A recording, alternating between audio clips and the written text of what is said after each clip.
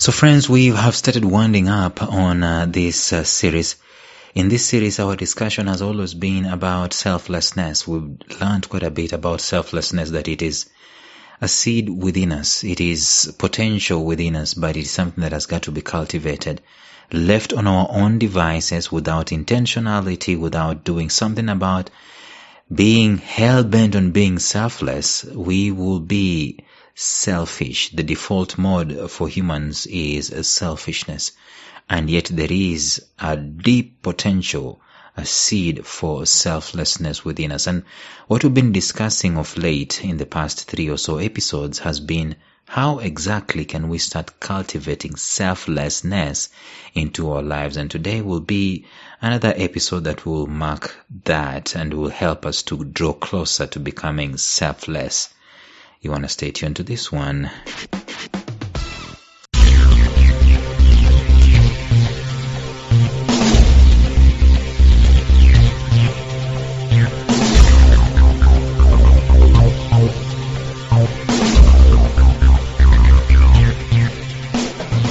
Welcome to the Life Signatures podcast with Lawrence Namale. Lawrence is a life coach, author, and keynote speaker who loves to tackle different topics on purpose, productivity, and resilience. His mission in life is to awaken all your boundless possibilities available in you. Life Signatures podcast is dedicated to bring to reality every single person who knows that deep down in their gut, there's got to be more to life than this. And now, here is your host, Lawrence Namale.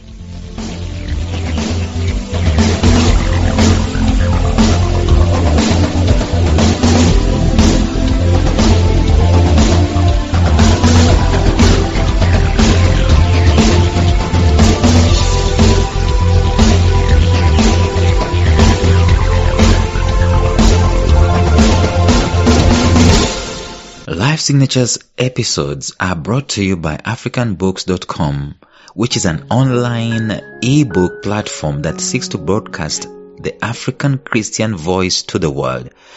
As such, they have become a hub for African content, connecting African writers and publishers with a global reading audience. Publishing your books on their site is free and easy, with authors having full control over their content and the price they choose to sell at it. I was personally blown away by the concept that africanbooks.com is coming up with. Things like no content from their site or their app is going to be run on laptops so that people can easily copy.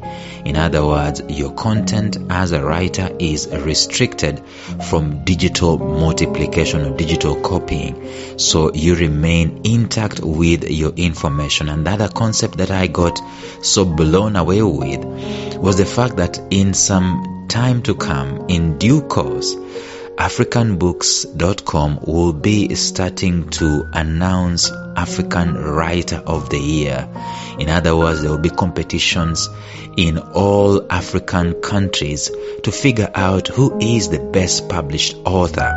And I also fell in love with the fact that countries can actually compete against each other. We can have African authors going at it after each other, and your book as an author will be reviewed and have some stars and recommended upon that particular platform. The thing is that it's an answer to Amazon.com. You know, with Amazon, what happens? You've got to have an account in the Americas or whatever, or in Europe before you can get paid as an author. But here, the local currency is in play and the local means of getting paid are in play. So to get started, go to africanbooks.com as an author or as a publisher, and even as a reader if you wanted to read your African favorite authors. Enjoy.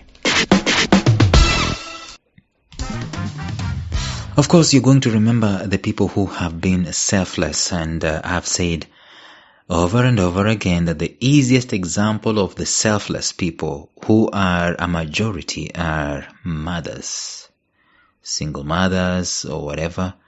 These are the most selfless people you'll ever know. Of course, there are some exceptions here and there, but that is not the rule. the standard of selflessness in humanity is the mother. That's why Mother's Day is mostly celebrated. Unlike any other day in the entire world, actually in every country, Mother's Day is given. It doesn't even need to be hyped, right? It doesn't have to be hyped. You see folks on social media, on Facebook, on Twitter, pasting the photos of their moms and so on. And then comes Father's Day. It passes without noticing. Anyway, I'm not going to start that debate. But we're talking about how can we become selfless. And I've been giving you some pointers here. The first pointer is take stock of what you own. In other words, count your blessings and name them one by one. In other words, if you do not know what you have, you cannot be selfless. If all you think is what you do not have, it causes you to become selfish and to fold your fists and to hold on with dear life on every little thing that you have. But when you realize that there is so much going on for you, it is easy for you to launch a place of selflessness in your life. Secondly, we talked about this yesterday, and we say that you just have to be intentional about it. There is no shortcut to it. You just have to be intentional. You just have to say, this week, I am going to give away A, B, C, D. That is my gift, my talent, my treasure, my time. But I'm going to prefer somebody over myself. I'm going to show humanity some selflessness. And maybe you might even have to timetable it or something like that. But if you don't, the default mode overrides. The default mode overrides selflessness, and that default mode is what? You guessed it. The default mode is actually selfishness. Number 3, we talked about this yesterday actually. The other one we talked about it the previous day. But number 3, we say that if you wanted to be selfless, what do? You focus on the weight, the feeling. You put yourself in the shoes of other people. It is hard, difficult to deliver someone whose pain you don't feel. It is impossible. You will not find a deliverer who is not touched by the feelings of the infirmities, the feelings of the pain and the despondency and the heartache of the ones that he wants to deliver. The only person who can soothe a broken heart is one who has been deeply heartbroken. So focus, at least try to imagine and walk in the shoes of the people who need help. That is what we discussed yesterday. Today, let's talk about this number 4. If you wanted to draw closer to the spirit of selflessness, what do? You champion honesty. Okay, I know that sounds a bit interesting, but let me explain. Selfishness is the breeding ground for dishonesty. Pause and think about that for a minute. Where there is selfishness or where there is dishonesty, almost always you will find selfishness. Almost always. Where there is selfishness, where there is dishonesty, you'll find selfishness in the vicinity or smack in the middle, in the nucleus of it.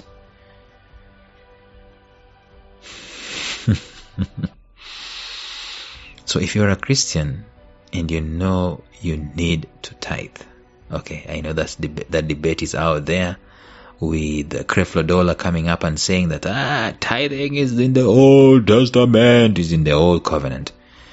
If you're a Christian and you know you need to tithe, it is the first opportunity for you to be selfless. Trust God and tithe. Trust God and give an offering. Don't cheat on your customers by giving them substandard work or products for high price. That is selfishness. Don't steal a single cent from anyone. If it does not belong to you, it ain't yours. Don't take it. Don't own it unless you've earned it. Every time you want to own something that that cost you nothing. You want to own something that you didn't earn. And even if it is bequeathed to you, you've earned it somehow through a relationship or through a recognition or something of that nature. But if you are taking something that you did not earn, and I'm not talking about dishonest way of earning, sticking a gun on someone's face so that you can earn whatever it is that they earned by blood, sweat, and tears. It is not going to help you in any way. It is selfishness. It is dishonesty. Don't own it unless you've earned it. This should actually be the first step towards a life of selflessness. Pay the dues for whatever you need to have in your life. Be honest with your life. But the moment, I tell you, the moment we start cutting shortcuts, the moment we start overreaching and getting things through clandestine ways, what we're doing, we inherently cultivating, or we are being actually fueled by selfishness at all times. So we are selfish about this, and we are selfish about that, and we are dishonest because we are selfish, and we are selfish because we are dishonest. So number 4, if you wanted to be a selfless human being, take the high road of honesty, truthfulness, trustworthiness, trust itself, faith itself, and faithfulness. These are not easy things. These are not automatic things. These are things that we've got to practice. We've got to cultivate in our lives. We've got to cultivate honesty. If you are honest, you are cultivating or making your heart and your life to be absolutely fertile to a life of selflessness. Actually, honesty becomes like a springboard for you to become a selfless human being. But the other opposite is true, that selfishness, you cannot be selfless when you are dishonest. Alright, you might try, but it's hard. It's like mutually exclusive. You are either selfless or you are dishonest. You are either selfish or you are honest. That's it. You cannot have both ways. You cannot have it both ways. And so that's the 4th thing that we can talk about today on living a life of selflessness. It's just cultivating, and when I say it's just, I'm not in any way telling you that it's an easy thing. It ain't easy. It's a high road. It's a high road that we all need to take. It is not easy to be selfless. It is not easy to be honest.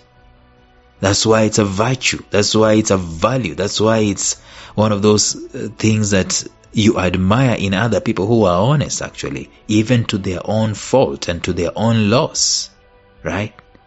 The moment you are dishonest, you are closing yourself up and you're becoming selfish. So number 4, in order to cultivate the spirit of selflessness, be honest.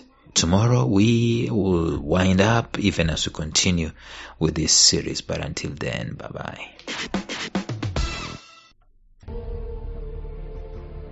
Thank you for listening to Life Signatures Radio. If you enjoyed today's show, subscribe to Life Signatures Radio on iTunes, Stitcher, or visit our website at lifesignatures.libsyn.com. Life Signatures Radio, fresh, clean, and inspiring.